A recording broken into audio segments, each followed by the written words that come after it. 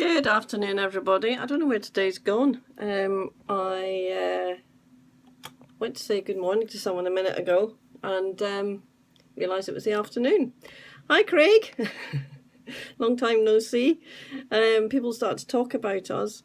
I'll just give it a couple more seconds for the people watching on replay and for Craig, who's here already. I'm Kat Cripps, the company's Wildcat Solutions, and I help businesses to make sense of their company business data, and that will help them to sell more in the future. So today I want to talk about a 7-step sales process. Now, I've just been on one of Laura Lucas's scopes. I'm aware that she does a 7-step no sales sleaze process. This is a different kind of thing, although if you want to go and sign up for that, I highly recommend it.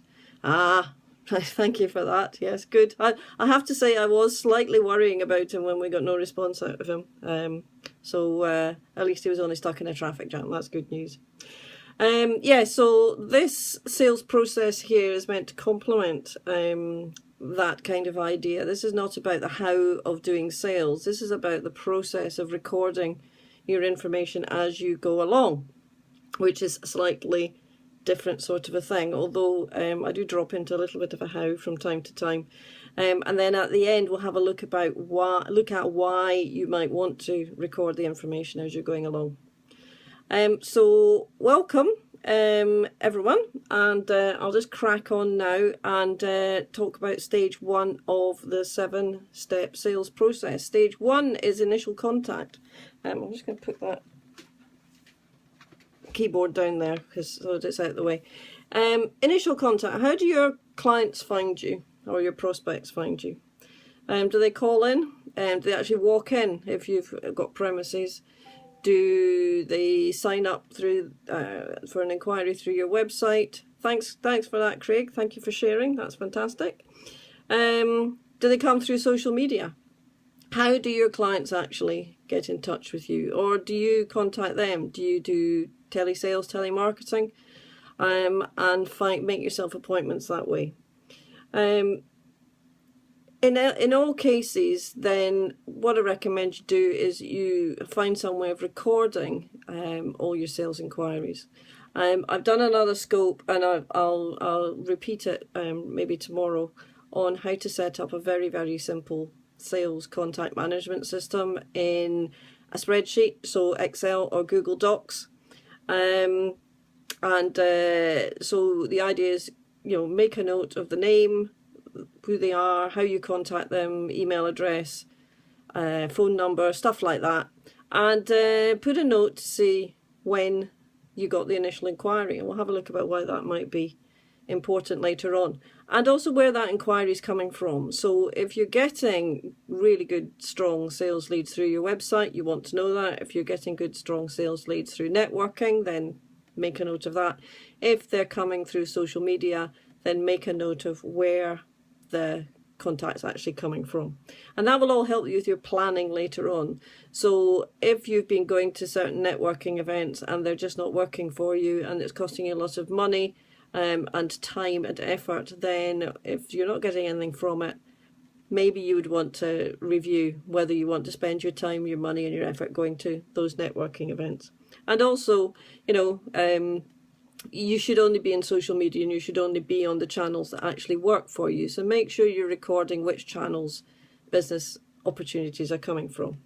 Okay, so we've got the initial contact. Step 2 is qualifying them. Now, that's all very well. So you can get all sorts of sales inquiries, and they may just not be right for you. It depends very much what you do, but people don't always know what they want. People may not have the budget. There's all sorts of reasons for them not being the right fit for you. So you need to find out more about them now, and find whether at this stage you think that they're right for you, and whether your products and services are going to be a good fit for them. So don't miss out on this stage and launch into what I'd call full-blown sales ninja mode. Don't start selling at them. It's really important to recognise when an opportunity is not going to end up in a sale, because your time is better spent elsewhere. So they might be a private customer and you only do business to business. It might be a sector or a type of business that you've got no experience in, or they may not have the budget. That's a whole other scope all in itself, and also something that it needs to work on. But it's what you want to do is work out who is how serious they are about coming to you, spending their money with you and working with you, and about eliminating the tire kickers at the earliest possible stage. Laura Lucas, she's just getting a mention again, at one Laura Lucas. Laura Lucas recommends a questionnaire, and that might be something that might work for you in your business. It's not appropriate to every single business. It's certainly something I'm considering quite strongly. A questionnaire to find out and get clarity on how serious about where that person is and how serious they are about working with you. Again, make notes, and again, make note of the dates. So it's really useful to be able to track all this later on. So have a make a note of the date. Now you need to drill into your requirements. So step 3 is needs analysis, whatever you want to call it.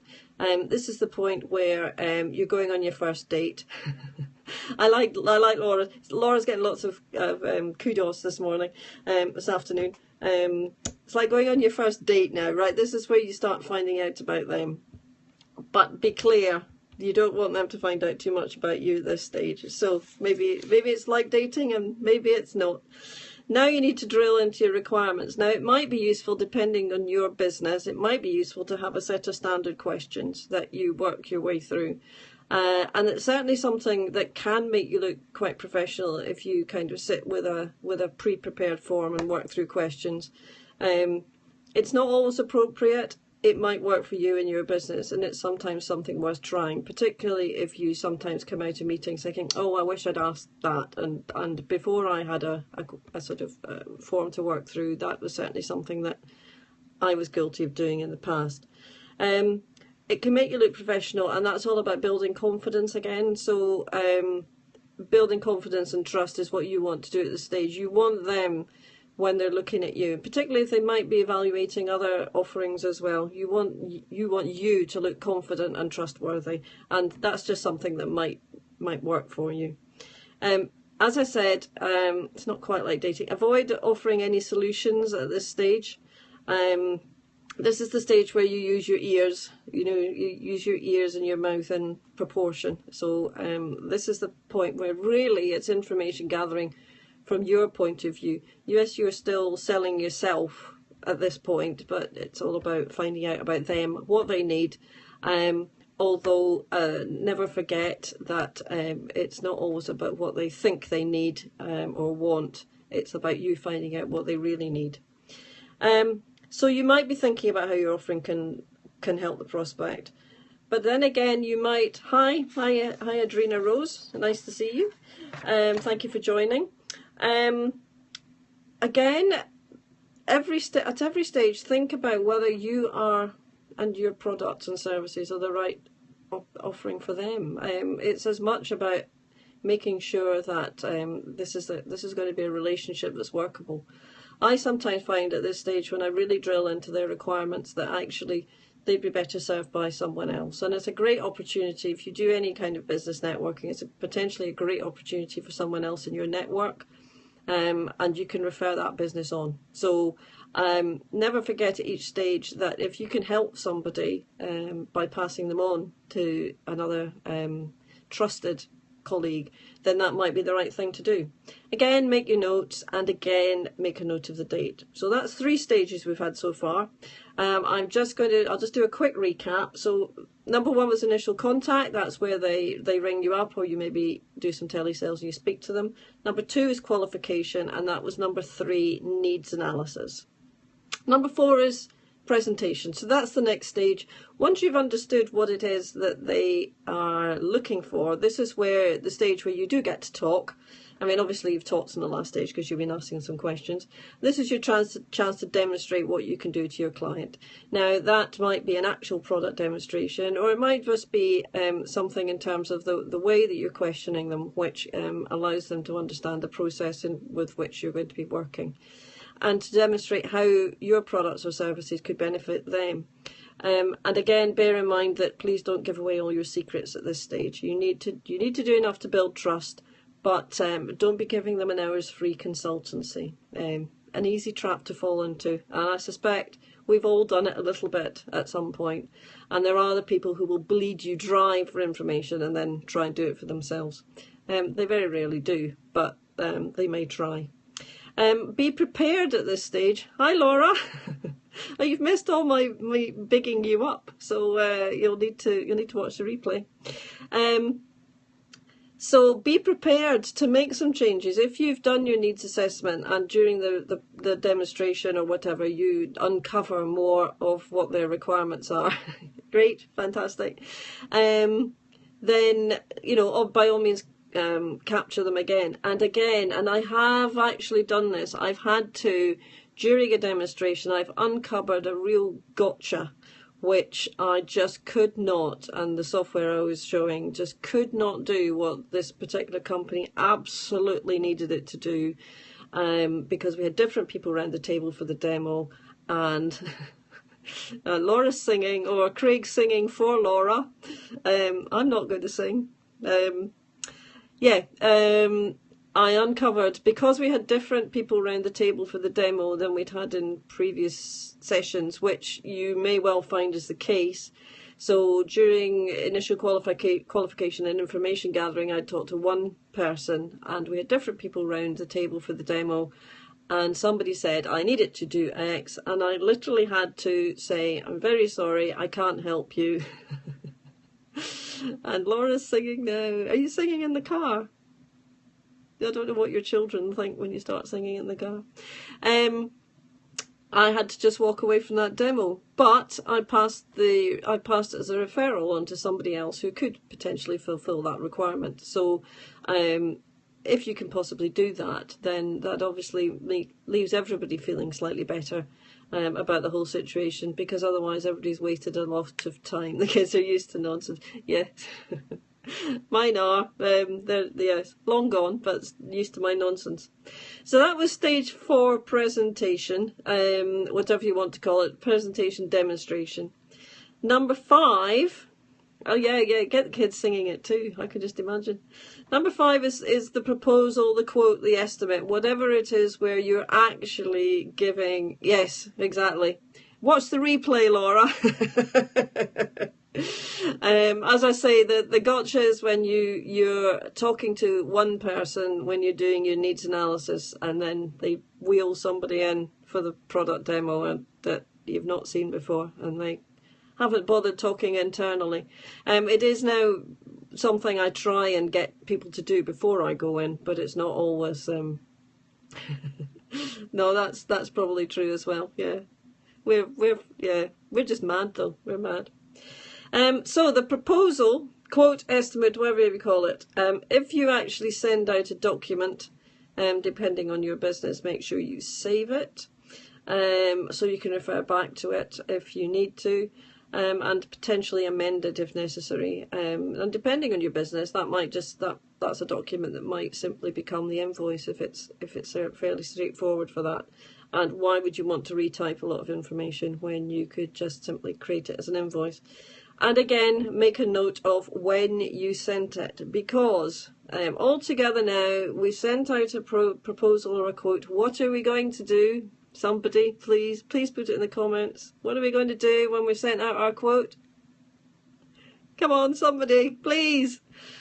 Oh, everybody's lost the use of their fingers. Follow up, fantastic, yes. I'll send you both a chocolate. Craig just got in there first. But they were both coming in together. So make a note of when you sent your proposal out, and for goodness sake, if you don't send quotes, it's not always appropriate, but some people do, and I'm quite often working with people who have to report back to a board, and they expect to have some sort of document that's going to outline what they're going to get.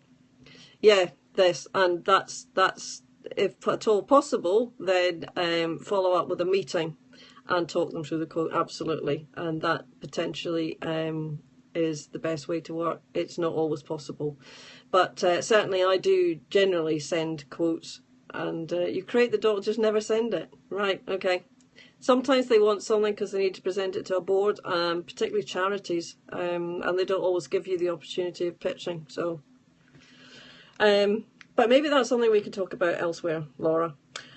Right, so that was number 5, and we're making notes, and we're everyday fun. Yes, I'm sure they are, Craig. I send it, just never just send it. Right, yeah. Number 6 is, I don't know, I call this stage the negotiation stage, because I'm not sure entirely what else to call it, and I'm not going to go into the how of negotiation.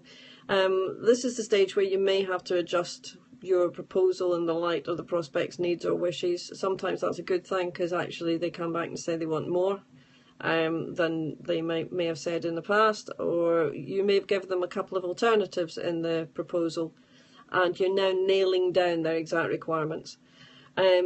This is actually really, really crucial. You need to get things like contracts and agreements ready. You need to make sure the client understands things like what your payment terms are going to be.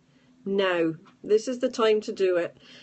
Don't expose yourself to the risk of delivering the service or delivering product, sending an invoice and then having a row over credit terms.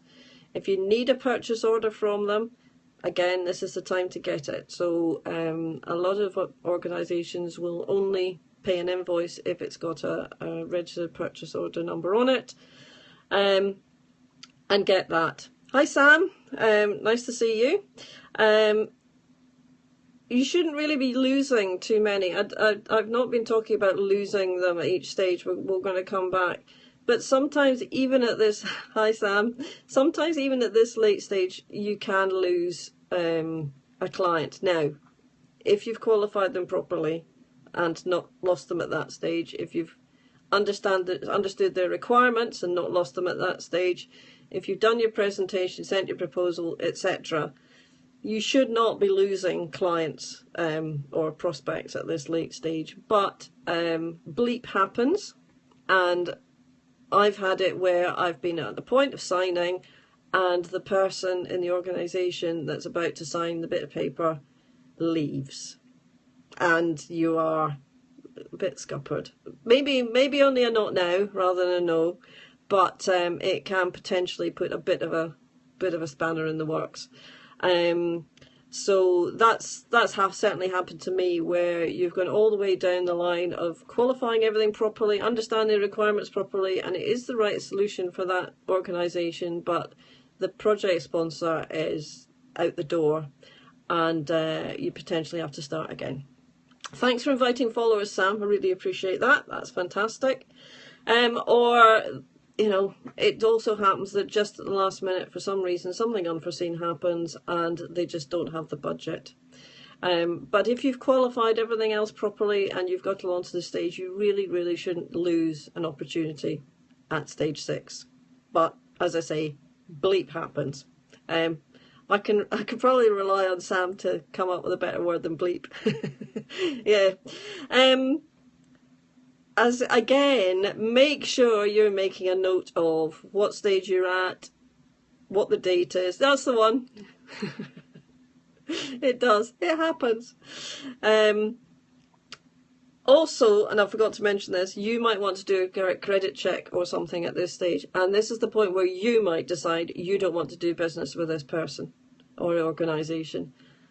And for God's sake, please don't. If you think that your business is going to be at risk by doing business with this organisation because of a credit check, please, please don't do it. Yeah, so you might decide you don't want to continue the relationship, or there might be other reasons why you suddenly realise that it's just not going to work out. It's far better to back out even at this late stage than to try and deliver some project to somebody where it's just not going to work for whatever reason. So we come to stage 7. Close the sale, deliver, whatever it is, and now they're a client. No, never risk your own business for someone else. Absolutely. And that's why I wanted to make sure that when we talk about the sales process, at each stage, it is a little bit of a dating game, and it should be a two-way process as well. It should be as much about you making sure that you're happy to deal with that person as well before we get to the altar. Is that where we've got to? Now you can deliver your products or services and make a note of the final closing date.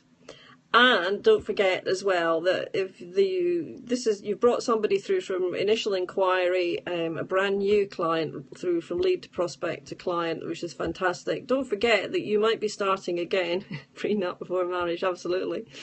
Don't forget that you could be starting again at stage four with the same client with a new product or service that you're offering, or a different product that they didn't know about before. So, and always track everything. Try and track everything properly if it's an existing client. I mean, obviously, if you're doing something like reprinting business cards, I have some clients who are printers, and we talked about which sales opportunities they should be actually tracking all the way through from start to finish. And I said, to be honest, if a client rings up and says they want another pack of business cards, I really wouldn't be spending the time noting that down in your system, because by the time you've noted it down and put the dates in and done logged the fact that you need to follow up and everything, the guys out the back have probably printed them and sent them out. So use a little bit of sense in that as well. But don't forget with existing clients that it can be as important to track what you're doing with them as well. So what is the point of all this tracking? The point of the tracking is to make sure you're doing things like moving things forward to the next stage. Now, if you do have a sales team, this is absolutely crucial, because everybody needs to have clarity as to where every lead and prospect and current client is in the sales funnel. Who's dealing with them, when the next action is expected. So you need to record all this information so that you've got clarity on that as well. If somebody does drop out at any stage, then whether that's you breaking off or them breaking off, dumping you, then make a note of which stage they were at and when. And if it's a not now for whatever reason, then you should really also be making a note in your diary of when it might be appropriate to contact them again, because people do, hi Jennifer, hi, thanks for joining me today. You really need, most times it's going to be a not now. Hiya, hi, thanks for joining. Most time it's going to be a not now rather than a no, hopefully. So maybe you've lost them this time round, but you might get them next time. So try and work out, say if they've got an annual contract date, try and work out whether you can contact them in time for their renewal next year or in 3 years' time or whatever. The point is, you need to know who's dropping out at which stage, how many are dropping out at each stage, because you need to know how many to get in that funnel right at the start, in that sales pipeline. If they're dropping out later on, you have to ask yourself serious questions about things like, where you're doing your marketing for a start, but definitely about your qualification process. So if you're getting them dropping out, then go back and look at stage 2, go back and look at qualification and saying, is there any way I could have identified that prospect was going to drop out? Because, as I said right at the start, you want to be focusing your energies on the ones that are going to come through to stage 7. You want to be focusing your energies on the ones that you're taking up the aisle. I'm going to stop this analogy, because getting into bed, I don't know, because time is limited, and focus and energy is far better it's far better expended on the ones that you're actually going to get somewhere with. We've all done it. We've all wasted tons of time and energy on clients that go nowhere. Go back to stages 1, 2 and 3 and make sure that you're getting the right ones coming into your sales pipeline, so your messages going out in the first place are attracting the right people, you're qualifying them properly and effectively, and you are doing needs analysis properly as well. And hopefully you will get far more ending up at stage 7. So I think I'm going to put together some notes and put a blog out about this, because I've done a bit of work on this, and I think this is possibly something that's going to be useful for you guys. So I'll put that together. If you're new to me here and you're not already following me, then follow at Cat Crips. That's at Cat Crips here and on Twitter. And if you want to ask any questions, then please pop that into Twitter. That would be lovely, and I'd be happy to answer any questions you might have on any of this. Oh, do I? I'm sure you know stuff too. I've been doing this for such a long time. Yeah, my website is wildcatsolutions.co.uk. Now, the one thing I did say I would do for Laura, I think she's gone again, because she's on her way to do exciting things like swimming. So I'm actually going to close this because it's too, right, let's see if I can get this to work. There we go. So if you can see that, that's Laura's website, www.inspirential.com, and right down the bottom of the page, although you see there's more shiny stuff at the bottom, there we go. Right down the bottom of the page, although it does come up with a pop-up when you join, is the 7 steps to make more sales. So different 7 steps to my sales process, but complementary. So if you work with both of them, then hopefully that should result in lots of happy clients and lots of happy customers and lots of happy business owners as well. So that's me for this afternoon. Thank you ever so much for popping along. I really appreciate that, and thank you for all the hearts and the shares. Really appreciate those as well. And I hope you all have a fantastic afternoon wherever you are. Thanks a lot. Bye.